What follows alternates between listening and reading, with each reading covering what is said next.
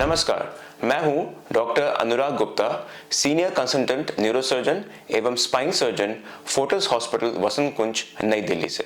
अब हम diffuse accident injury के बारे में बात करेंगे। ये इंजरी ज्यादातर वहीं देखी जाती है जहां पे एक्सीडेंट के समय सर पे काफी रोटेशनल फोर्स, मतलब एक पेशेंट घूमते हुए जाता है, चाहे वो हाई स्पीड एक्सीडेंट होता है या कहीं ऊंचाई से गिरता है, तो पूरे जो दिमाग होता है उसमें एनर्जी के कारण पूरा दिमाग घूम जाता है और माइक्रोस्कोपिक लेवल पे जहां पे हमारे ब्रेन के सेल्स और ब्रेन के नर्व ज्वाइन करते हैं वहां पे छोटे छोटे ब्लीडिंग हो जाती है और वहां पे नस पे डैमेज हो जाता है। इसमें सीटी स्कैन में नॉर्मली कोई बहुत बड़ा क्लॉट नहीं दिखाई देता है। इसमें हो सकता है कि छोटे छोटे बिंदु जैसे ब्लीडिंग दिखाई दे। और हमारे इसमें कहावत होती है कि अगर कोई पेशेंट बेहोश है और उसका सीटी स्कैन नॉर्मल लगे, मतलब उसकी चोट ज्यादा गंभीर है, उसको डिफ्यूज एक्सीडेंट इंजरी है। क्योंकि ये इंजरी पूरे दिमाग को अफेक्ट करती है, ये बहुत माइनर से बहुत सिवियर तक हो सकती है। अगर माइनर डिफ्यूज एक्सीडेंट इंजरी होती है तो पेशेंट कुछ समय के बाद कंप्लीट रिकवरी कर सकता है। लेकिन ज्यादातर पेशेंट्स में जहां पे सिवियर, मॉडरेट से सिवियर होती है, वहां पे हो सकता है कि पेशेंट कभी 100% रिकवरी नहीं करे, या कुछ पेशेंट ऐसे भी होते हैं कि सब इलाज के बावजूद भी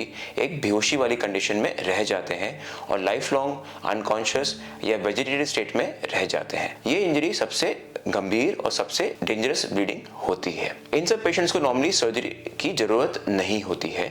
इन सबको सपोर्टिव केयर जैसे इन्फेक्शंस का इलाज, पेशेंट को सही ऑक्सीजन, सही ब्लड, इन सब के इलाज के साथ ट्रीट किया जाता है। और कुछ समय जब पेशेंट स्टेबल हो जाते हैं, उनको हो सकता है ट्रेकियोस्टमी के साथ या फीडिंग पाइप के साथ घर भेज दिया जाता है आगे केयर के लिए। इन सब की रिकवरी नॉर्मली लंबी होती है, कुछ हफ्तों से कुछ महीनों और कई बार उसके ज्यादा भी हो सकती है। इनको काफी हॉस्पिटल के बाद फिजियोथेरेपी, रिहैबिलिटेशन और अलग प्रकार की स्पीच थेरेपी सबकी जरूरत पड़ सकती है। अब हम बात करते हैं डिप्रेस्ड स्कल फ्रैक्चर। इसका मतलब हुआ कि जो फ्रैक्चर स्कल में फ्रैक्चर होने के बाद जो हड्डी दिमाग के अंदर घुस जाती है। अगर ये छोटा सा होता है, स्पेशली कॉमन है बच्चों में कि बच्चों का स्कल थोड़ा सॉफ्ट होता है। बच्चे अगर कभी पलंग से गिर जाते हैं या सीढ़ी से गिर जाते हैं तो बहुत बार आता है कि वहां पे गड्ढे में, स्कल में, खोपड़ी में थोड़ा हल्का सा गड्ढा बन जाता है। अगर ये हल्का सा होता है, ज्यादा नहीं गया होता है, तो ज्यादातर समय ये समय के साथ स्पेशली बच्चों में अपने आप ठीक हो जाता है। क्योंकि जैसे जैसे बच्चे बड़े होते हैं, उनका दिमाग बड़ा होता है, तो धक्का मार के हड्डी को अपनी जगह पे ला देता है। यही चोट जब किसी बड़े को लगती है, तो अगर मान लीजिए आपके किसी सर के हिस्से में है जो ज्यादा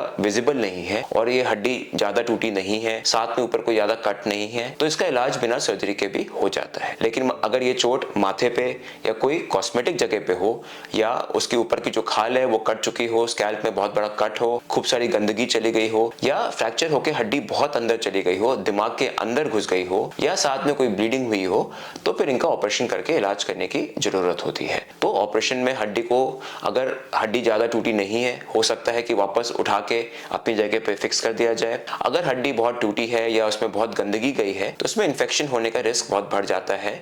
उस परिस्थिति में जो हड्डी टूट के चूर हो गई है उसको शायद काट के निकाल दिया जाए और पेशेंट की रिकवरी के बाद में वहां पे आर्टिफिशियल बोन लगा के उसको क्रेनियोप्लास्टी करके ठीक कर दिया जाए। अब हम बात करते हैं CSF लीक के बारे में। पहले हम समझे कि CSF होता क्या है। CSF मतलब सेरेब्रोस्पाइनल फ्लूइड। हमारा जो दिमाग है और स्पाइन है वो एक पानी की उसमें फ्लोट करता है, पानी की लेयर में फ्लोट करता है। इसको हम CSF बोलते हैं। ये ब्रेन के अंदर ही प्रोड्यूस होता है, ब्रेन से प्रोड्यूस होकर स्पाइन में जाता है और वापस उसके बाद हमारी जो ड्यूरा होता है उससे अब्सॉर्ब होकर वापस हमारे खून में चला जाता है। ये ब्रेन को प्रोटेक्शन देता है, ब्रेन को न्यूट्रिशन देता है और एक सील्ड कैविटी के अंदर रहता है। अगर मान लीजिए किसी चोट के कारण, किसी फ्रैक्चर के कारण अगर ये कैविटी हमारी बाहर से कम्युनिकेट करने लगी, मतलब हमारे स्कल टूटने के कारण, चाहे वो स्कल बेस में फ्रैक्चर हो, चाहे ऊपर स्कल में फ्रैक्चर हो, और बाहरी हवा और अंदर के पानी में कम्युनिकेशन हो जाता है, तो उसमें CSF लीक हो सकता है, जहां पे ये पानी बाहर आने लगता है। पेशेंट टिपिकली आपको लगेगा चोट के बाद कि नाक से या कान से बिल्कुल साफ पानी आने लगता है, जैसे हमारे टैप में पानी आता है उस प्रकार का पानी आता है। तो जो इसमें जो बिगेस्ट रिस्क होता है वो इन्फेक्शन होने का। हमारी ब्रेन और स्पाइन एक स्टेराइल कैविटी के अंदर रहते हैं, लेकिन जब इसमें बाहर की हवा जाती है तो बाहर से कीटाणु भी अंदर जाके इसमें इन्फेक्शन कर सकते हैं, इसलिए इसका इलाज करना जरूरी होता है। सर की चोट के बाद जो ज्यादातर CSF लीक होते हैं वो फ्रैक्चर की वजह से होते हैं और 80 से 90% केसेस में देखा जाता है कि समय के साथ जब वो फ्रैक्चर जुड़ता है तो लीक भी हमारा जुड़ जाता है। कुछ केस ऐसे हो सकते हैं कि जहाँ पे फ्रैक्चर बहुत ज़्यादा है या बहुत ज़्यादा चोट लगी हो और लीक हमारा ठीक नहीं होता है, उन केसेस में सर्जरी करके उस लीक को जोड़ने की ज़रूरत पड़ सकती है।